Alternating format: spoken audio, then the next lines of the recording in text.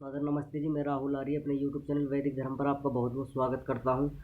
हम पढ़ रहे हैं सत्यार्थ प्रकाश का 11वां समोल्लास और 11वें समोल्लास के अंदर आज हम पढ़ेंगे शाक्त मत।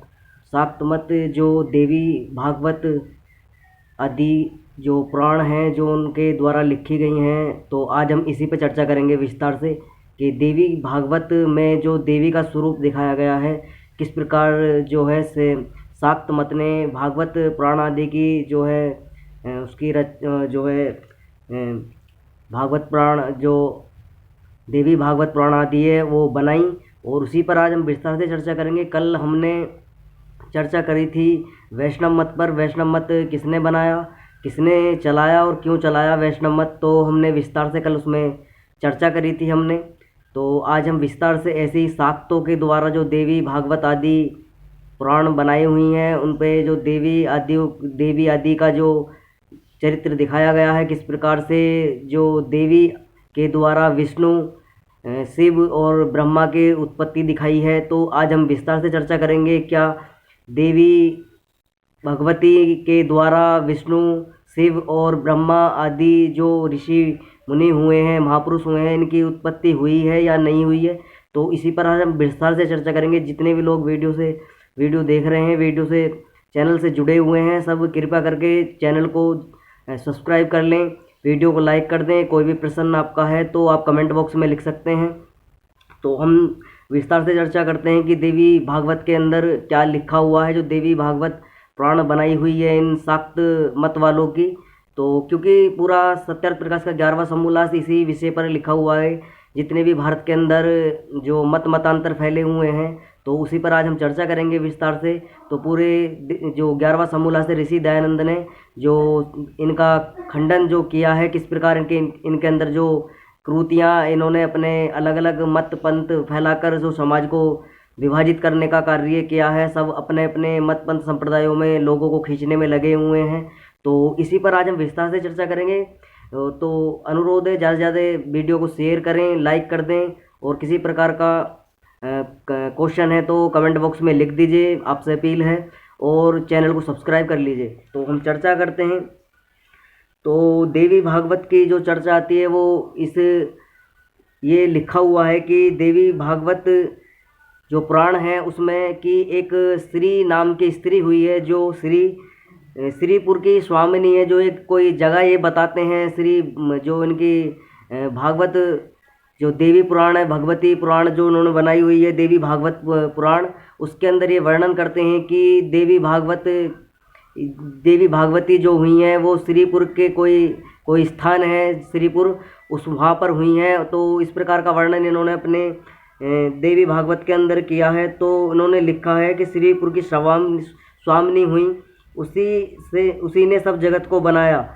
तो ये लिखते हैं कि सृष्टि में सबसे पहले जो श्री नाम की स्त्री हुई हैं उन्हीं वो श्रीपुर की रहने वाली थी। श्रीपुर उनका स्थान था, ये पता नहीं कहाँ इन्होंने श्रीपुर स्थान इन्होंने लिख रखा है इसमें देवी भागवत पुराण के अंदर।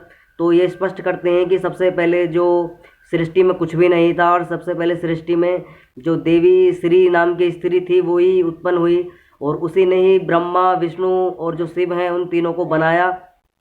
और किस प्रकार तीनों को बनाया कि तीनों को इन्होंने क्रम भी लिखा है कि कौन कौन सबसे पहले किसकी उत्पत्ति की, क्यों की। तो इन्होंने इस प्रकार की अपने इस देवी भागवत पुराण के अंदर इन्होंने वर्णन किया है। तो हम आपको विस्तार से इसके विषय में आज चर्चा करेंगे हम, और पूरा देवी भागवत पुराण को हम समझेंगे क्या क्या इन्होंने गपोड़े इसके अंदर लिखे हुए हैं लोगों को मूर्ख बनाने के लिए, और पूरे बहुत ही रोचक तथ्य इसके अंदर आपको देखने को मिलेंगे।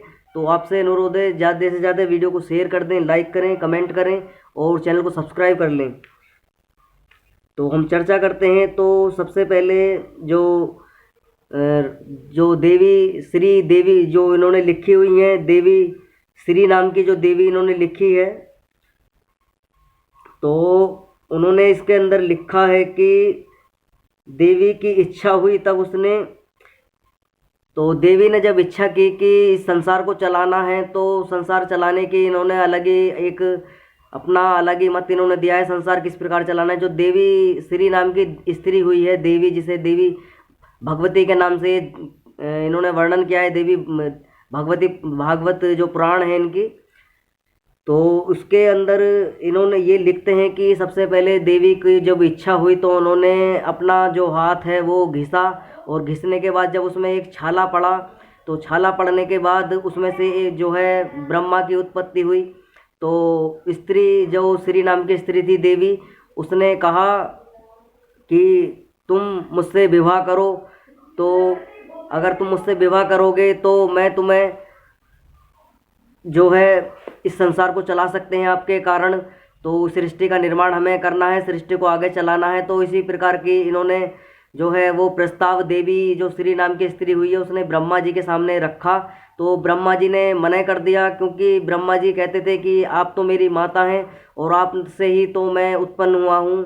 तो जो देवी भगवती थी वो क्रोधित हो गई। श्री नाम की जो स्त्री जो उन्होंने श्रीपुर की स्वामिनी उन्हें लिखा हुआ है, तो वो क्रोधित हो गए, उन्होंने ब्रह्मा जी को भस्म कर दिया।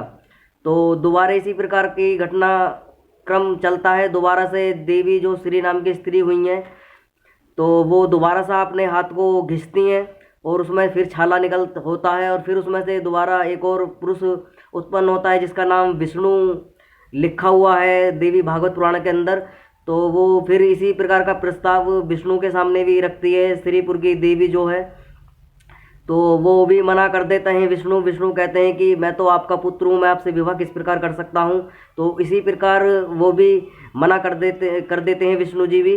तो वो देवी क्रोधित होकर उसे विष्णु जी को भी भस्म कर देती है। फिर तीसरी बार यही क्रम चलता है। तीसरी बार फिर देवी अपना हाथ घिसती है, फिर उसमें छाला होता है। फिर इसी प्रकार जो है शिव जी उत्पन्न होते हैं।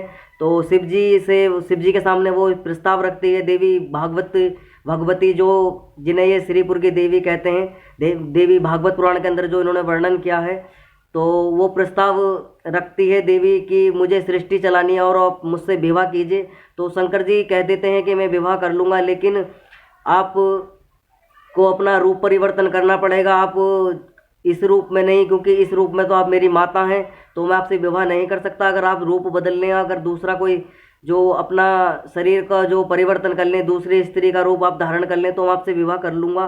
तो वो स्वीकार कर लेती हैं, देवी खुश हो जाती हैं और उसे जो शिव जी हैं उनकी बात मान लेती हैं। तो वो किसी अन्य दूसरी स्त्री का रूप धारण कर लेती हैं। तो जब स्त्री का रूप धारण कर लेती हो शिव जी उनसे विवाह कर लेते हैं देवी भगवती से।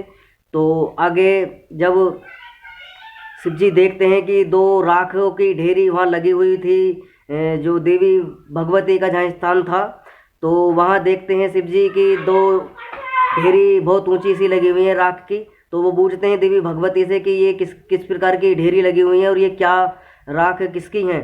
तो देवी भगवती जो श्रीपुर की देवी हुई हैं वो कहती हैं कि यह तुम्हारे भाई हैं।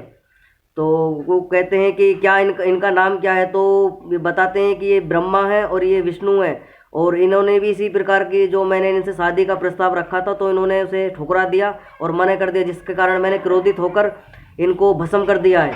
तो जो शिव जी हैं वो कहते हैं कि अगर आप सृष्टि चलानी है तो मुझे इनका भी सहयोग चाहिए सृष्टि चलाने के लिए, तो वो इनको भी जिंदा कीजिए। तो प्रस्ताव शिव जी जो भगवती देवी है उनके सामने रखते हैं। तो वो उनका जो है उनको जीवित करती हैं देवी भगवती विष्णु और ब्रह्मा को, और उनको वो कहते हैं शिव जी जो हैं कि इनकी भी शादी विवाह की जो है वो जो व्यवस्था की जाए, इनके लिए भी स्त्री उत्पन्न की जाए। तो देवी भगवती उनके लिए भी दो स्त्रियों का निर्माण करती हैं। तो किस प्रकार इन गपोड़ों ने, पाखंडियों ने इस प्रकार की वर्णित अपनी घृणित लीला इसमें दर्शाई है देवी भागवत पुराण के अंदर शाक्तों ने, कि जो माता से विवाह ना करा वो अपनी पुत्री से विवाह कर रहे हैं, अपनी बहन से विवाह उन्होंने करना स्वीकार करा। तो इस प्रकार का इन्होंने लालछन रिश्ते नातों पर, और जो परिवार के अंदर जो पवित्र रिश्ते होते हैं उन पर लालछन माँ पुत्र आदि बहन आदि के चरित्र को उन्होंने कलंकित करने का जो कार्य देवी भागवत पुराण आदि के पाखंडियों ने किया है, शायद किसी और पुराण में लिखा मिले। तो ये जितने भी गपोड़े पुराणों के अंदर लिखे हुए हैं, स्पष्ट ऋषि दयानंद इसी बात का खंडन करते हैं, क्योंकि ये जितने भी पुराण आदि बनाए हुए हैं सब वेद विरुद्ध जो मत चले हैं, अपने धूर्तता अपनी पाखंडता के कारण इन्होंने सभी प्रकार के इस प्रकार के अपने जैसे जिसके मन में आया उस प्रकार का इन्होंने घृणित इतिहास अपना रच दिया। और इन्होंने ना तो अपना मस्तिष्क से कोई विचार किया ना विमर्श किया कि किस प्रकार का जो समाज के अंदर इन बातों का जो प्रभाव पड़ेगा और किस प्रकार जो लोग हैं वो दूषित मानसिकता के हो जाएंगे और रिश्तों को तार तार करने की जो प्रवृत्ति उनके अंदर विकसित होगी। तो इन धूर्तों से इन पाखंडियों से बूझना चाहिए। जब ब्रह्मा और विष्णु ने मना कर दिया कि आप मेरी माता हैं, मैं आपसे शादी नहीं कर सकता, तो तीसरा इन्होंने एक और पुत्र अपना उत्पन्न किया जिसका नाम शिव रखा इन्होंने। तो उसने विवाह को स्वीकार कर लिया, इनकी बातों को जो है स्वीकार कर लिया देवी श्रीपुर की देवी की, और उसने विवाह आदि भी कर लिया इनसे।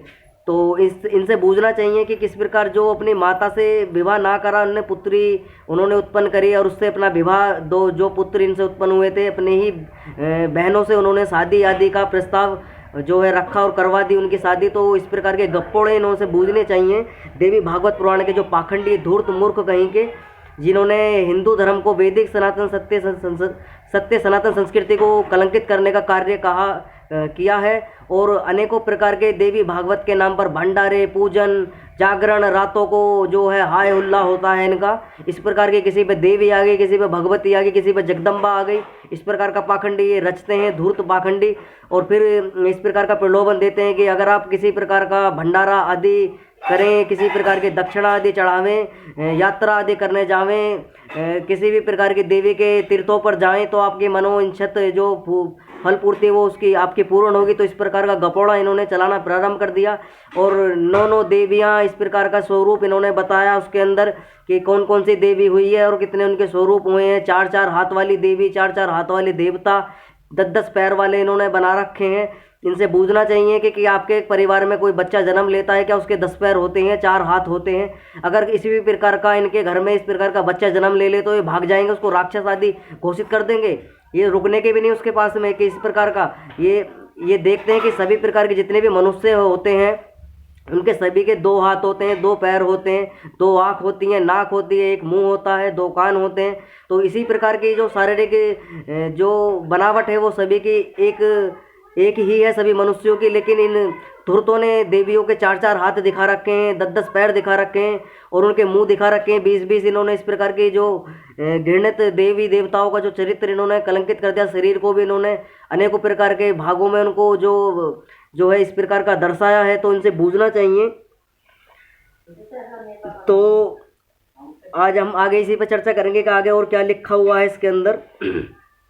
तो आगे लिखते हैं महर्षि दयानंद सरस्वती कि तीनों का विवाह तीनों से हो गया, सो ऐसे ही देवी ने किया। फिर तीनों का तीनों के साथ विवाह हुआ, वारे माता से विवाह ना किया और बहन से कर लिया। क्या इसको उचित समझना चाहिए? तो इनसे बूझना चाहिए। ऋषि दयानंद बूझ रहे हैं इन गपोड़ों से, इन पाखंडियों से, धूर्तों से, मूर्खों से, जो देवी भागवत पुराण आदि को बनाने वाले जो माँ बहनों आदियों से विवाह करने की प्रवृत्ति इन्होंने समाज के अंदर चलाई है। और इन्हीं के कारण जो अनेकों प्रकार के दुराचार पाखंड आदि समाज के अंदर फैले हुए हैं। तो ऋषि दयानंद बहुत ही उच्च कोटि के विद्वान ऋषि हुए हैं जिनका उद्देश्य यही रहा है कि जो वैदिक प्रचार हमारा है, वैदिक मत का प्रचार प्रसार रहा ऋषि मुनियों का। ब्रह्मा से लेके जैमिनी पर्यंत ऋषि मुनि हुए हैं, जो महर्षि मनु हुए आदि सृष्टि के जो प्रथम राजा हुए हैं, उन्होंने भी वेद आदि शास्त्रों का जो मत है वो स्वीकार किया है। और इसी प्रकार जो महर्षि दयानंद सरस्वती हैं वो भी कहते हैं कि आप वैदिक मत को स्वीकार कीजिए, वैदिक मत को ग्रहण कीजिए, क्योंकि इसी प्रकार का जो पाखंड लीला है वेदों के अंदर किसी भी प्रकार का इतिहास देवी भगवती शिव भोले और विष्णु ब्रह्मा आदि का किसी प्रकार का इतिहास वेदों के अंदर नहीं है लिखा हुआ। तो वेदों के अंदर स्पष्ट लिखा हुआ है कि सृष्टि की उत्पत्ति किस प्रकार हुई, सृष्टि के पहले किस प्रकार होती है, सृष्टि का निर्माण किस प्रकार करता है, ईश्वर सृष्टि को किस प्रकार चलाता है। तो 3 पदार्थ क्या है, ईश्वर क्या है, जीव क्या है, प्रकृति क्या है। तो पूरा पदार्थ विद्या जो विज्ञान है, पूरा सूर्य चंद्रमा नक्षत्र ग्रह मंडल जितना भी ब्रह्मांड है, पूरा जो ब्रह्मांड आदि का जो ज्ञान विज्ञान है वो सारा का सारा वेदों के अंदर लिखा हुआ है। लेकिन जो इतिहास है वो सब जो पुराण आदि जो बनाई हुए इन धूर्तों के द्वारा बनाई हुई हैं। कुछ पुराण जो वास्तविक हैं वो सत्य हैं, लेकिन जो पुराण का मतलब होता है वो इतिहास होता है। प्राचीन काल में इतिहास आदि जो है वो प्रचलन अब का है, लेकिन प्राचीन काल में जो इतिहास को इतिहास ना कहकर वो पुराण आदि कहते थे, क्योंकि जो जो घटनाएं होती थी उनको पुराण आदि के नाम से जाना जाता था, क्योंकि इतिहास का नाम जो संस्कृत भाषा में है वो पुराण है। तो पुराण आदि जो इन्होंने धूर्त कार्य, गलत इतिहास, जो संस्कृति को बदनाम करने का, कलंकित करने का कार्य इन पाखंडियों ने किया। तो ऋषि दयानंद इसी प्रकार इन पे चोट करते, प्रहार करते हैं पाखंड के ऊपर कि आप वैदिक मत को स्वीकार कीजिए, वैदिक मत में शिक्षित दीक्षित होइए, एक पूजा पद्धति को स्वीकार कीजिए, एक ईश्वर की उपासना कीजिए, निराकार ईश्वर को मानिए, उस ईश्वर की उपासना कीजिए जो संपूर्ण संसार को बनाता है, पालन करता है, उसका रक्षण करता है, सभी प्रकार के जीव, पशु पक्षी, जीव जंतु आदियों को जो है उनके जन्म देता है, उनको पालन पोषण करता है। तो इसी प्रकार का आप ईश्वर जो है, जो सब जगह व्याप्त है, कण कण में, जिसकी सत्ता है पूरे ब्रह्मांड में, जो सूर्यों को चलाता है, चंद्रमा को चलाता है, पृथ्वी को चलाता है, जो दिन और रात का करने वाला है, उस ईश्वर की उपासना कीजिए। तो ऋषि दयानंद का स्पष्ट जो मत है वो यही है, वैदिक मत है, और ना कि उन्होंने कोई इस प्रकार का अपना अलग मत पंथ संप्रदाय चलाया। उन्होंने स्पष्ट जो ऋषि मुनियों के जो कार्य थे उन्हें आगे बढ़ाया। जो श्री राम का कार्य था, श्री राम का, श्री कृष्ण जी का, ब्रह्मा जी का, जयमुनि का, ऋषि मुनियों जितने भी हुए सब वैदिक मत को स्वीकार करने वाले हुए, वैदिक मत में दीक्षित शिक्षित हुए, उन्हीं के प्रचार प्रसार को आगे बढ़ाया ऋषि दयानंद ने। तो देवी अनादि इन्होंने लिखा है कि वो देवी श्रीपुर आदि जो कोई जगह थी उसमें रहती थी वो देवी। तो बहुत ही गपोड़े इन्होंने देवी भागवत पुराण के अंदर लिखे हैं। आगे चर्चा करते हैं कि अभी जो आगे लिखा है कि तो महर्षि दयानंद सरस्वती पूछते हैं कि इनकी माता का, पिता का नाम क्या है, जो श्रीपुर की देवी हुई हैं, और किस प्रकार इनका शरीर का निर्माण हुआ। तो ये देवी भागवत पुराण वाले जो पाखंडी हैं वो किसी प्रकार का ना तो इनकी माता का नाम बता पाते, ना पिता का नाम, ना कोई श्रीपुर की जगह हुई है, ना उसको स्थान बता पाते कि वो भूलोक पे, पृथ्वी पर कहाँ वो जगह है। तो किसी प्रकार का जो महर्षि दयानंद सरस्वती ने इनसे सवाल किए तो उन्होंने किसी प्रकार का जवाब उनको नहीं दिया। तो आगे लिखते हैं महर्षि दयानंद सरस्वती। तो इसी प्रकार जो विष्णु पुराण है, विष्णु पुराण के अंदर लिखा हुआ है कि विष्णु ने सृष्टि को उत्पन्न किया, और उसमें देवी आदि जो शिव हैं इनको नीचा दिखाया गया है, और विष्णु आदि को, जितने भी पुराण हैं, जो शिव पुराण में शिव को बड़ा बताया गया है, विष्णु पुराण में विष्णु को बड़ा बताया गया है, और देवी भागवत पुराण में देवी भागवत को बड़ा बताया गया है। और एक तथ्य और इनके जुड़ा हुआ है देवी भागवत पुराण के अंदर। तो इन्होंने देवी भगवती जो हुई है, देवी भागवत पुराण के जो बनाने वाले गपोड़े पाखंडी हैं, इन्होंने इसमें दिखाया कि ब्रह्मा, विष्णु, महेश और जो इंद्र हैं, इन चारों की जो उत्पत्ति की, एक और पुरुष की इन्होंने उत्पत्ति की, इंद्र की। तो इंद्र को इन्होंने, और जो चारों हुए हैं ब्रह्मा, विष्णु, महेश, और जो शिव, जिनका नाम महेश के नाम से भी शिव को जाना जाता है, और इंद्र, इन चारों को अपनी पालकी उठाने वाला कहार के रूप में दर्शाया गया है इन मूर्खों के द्वारा कि वो जो श्रीपुर के देवी हुई, देवी भगवती, वो उन्हें पालकी लेकर चारों के चारों अपने अपने कंधे पर उनको ढोते फिरते थे, इधर उधर घूमते थे, ठाके फिरते थे। तो एक जो दास की प्रवृत्ति इन्होंने उन चारों महापुरुषों की इसके अंदर दिखाई है देवी भागवत पुराण के अंदर। तो आगे और लिखते हैं महर्षि दयानंद सरस्वती किस प्रकार की जो पाखंड लीला इन्होंने चलाई है। तो इन्होंने एक महादेव, जो शैव धर्म को मानने वाले हैं, महादेव की एक इन्होंने जो प्रवृत्ति एक दर्शाई है कि महादेव जब पार्वती आदि के वियोग में इधर उधर भटक रहे थे, जब रो रहे थे, तो उनके जब अश्रुपात हुए, तो उसमें से जो है, जब उनके आंसू जमीन पे गिरे, तो उसमें से एक वृक्ष उत्पन्न हुआ जिसका नाम ये रुद्राक्ष रखते हैं। रुद्राक्ष का वृक्ष उत्पन्न हुआ, और उसमें से जो रुद्राक्ष आदि फल उस पर लगता है, जो रुद्राक्ष की गुठली होती है, फल उस पर लगता है, उसकी माला आदि धारण करे तो स्वयं शंकर उसको माने और सभी प्रकार के जो दुख शोक है उनसे मुक्त हो जाए, और साक्षात स्वर्ग आदि, मुक्ति आदि में जाए। तो इस प्रकार की इन्होंने जो किस प्रकार आप भी देख सकते हैं, जो सृष्टि का बनाने वाला ईश्वर है वो सब प्रकार अपने बल से, अपनी शक्ति से, अपने सामर्थ्य से सृष्टि का निर्माण करता है। पेड़ पौधे, पशु पक्षी, जीव जंतु सभी का निर्माण ईश्वर करता है। तो ये मूर्खता पढ़ने की बातें हैं कि आंसुओं से पेड़ उत्पन्न हुआ और उसमें रुद्राक्ष आदि के फल लगने लगे, और जिसको जो शैव मत को मानने वाले लोग हैं, जो शिव जी की पूजा करते हैं, वो सभी रुद्राक्ष आदि धारण करें, जिससे उन पर भूत पिरात, जो भूत प्रेत आदि जितने भी साए होते हैं या दुष्ट प्रवृत्ति के लोग होते हैं, किसी प्रकार का जीव जंतु पशु पक्षी आदि उन पर हमला नहीं करते। तो इसी प्रकार का महर्षि दयानंद सरस्वती आगे लिखते हैं। और एक चीज़ और कि भस्म आदि लगाते हैं, तो महर्षि दयानंद सरस्वती लिखते हैं कि अगर भस्म आदि लगाने से, रुद्राक्ष आदि पहनने से इस प्रकार का जो मुक्ति आदि होती है, सुख आदि मिलता है। तो जो सूअर कुत्ते गधे घोड़े होते हैं, जो जानवर होते हैं, वो जंगली पशुओं, जो जंगली पशु हैं, वो जंगलों में इधर उधर घूमते फिरते हैं और कोई गारे में लेटता है, कोई कीचड़ में लौटता है, कोई इस प्रकार के राख आदि में कुत्ते बिल्ली आदि लौटते हैं। तो सबसे पहले वो मुक्ति में उनको मिलने चाहिए, स्वर्ग आदि में वो जाने चाहिए। तो इस प्रकार के जो उन्होंने पाखंड लीला अपनी चलाई इसके अंदर, तो स्पष्ट खंडन करते हैं महर्षि दयानंद सरस्वती के कुत्ते बिल्ली सूअर आदि जाने चाहिए, कीचड़ आदि में वो लौटते हैं तो सबसे पहले स्वर्ग आदि में उनको जाना चाहिए। मनुष्य तो बाद में जाए, मनुष्य तो साफ रहता है, क्योंकि मनुष्य तो राख आदि नहीं लपेटता है। तो इन्होंने जो उदाहरण भी दिया है अब आगे, तो इन्होंने एक उपनिषद की व्याख्या की है। उपनिषद का नाम मैं आपको बता देता हूँ, काल निगरुद्र उपनिषद। तो इसका कोई उपनिषद इस प्रकार का हमने नहीं सुना है, लेकिन इन्होंने वर्णन किया है। भस्म लगाने का विधान लिखा है, वह क्या है? तो इन्होंने एक श्लोक बनाया है, त्रयुष जमदग्नि यजुर्वेदचन इत्यादि वेद मंत्रों से भी भस्म का जो लिखा हुआ है कि धारण का विधान है। पुराणों में रुद्र की आंखों के अश्रुपात से वृक्ष हुआ, उसी का नाम रुद्राक्ष इसलिए उसके धारण में पुण्य लिखा है।